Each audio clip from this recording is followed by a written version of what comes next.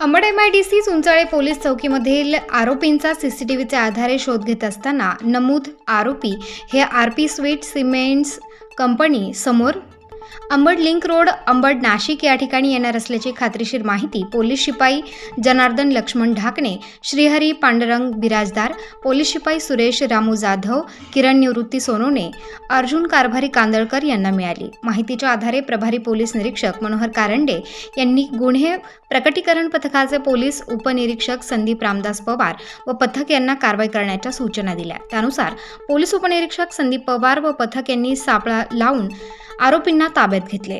त्यांच्याकडे कसून तपास केला असता त्यांनी नमूद गुन्हा केल्याची कबुली दिली आहे, म्हणून त्यांना कायदेशीर बाबींची पूर्तता करून नमूद गुन्ह्यात अटक करण्यात आली आहे। अटक आरोपींची नावे अक्षय रमेश लहाणे वय वर्ष 22, गणेश विठ्ठल खंडागडे वय वर्ष 22, कृष्णा बाळू कापसे वय वर्ष 20। नमूद अटक आरोपींकडून गुन्ह्यात जबरी चोरी केलेल्या मोबाईलसह गुन्ह्यात वापरलेली रिक्षा व चाकू असा एकूण 82,200 रुपये किमतीचा मुद्देमाल हस्तगत करण्यात आला आहे। स्टार न्यूजसाठी प्रतिनिधी राजेंद्र दोंदे, नवीन नाशिक।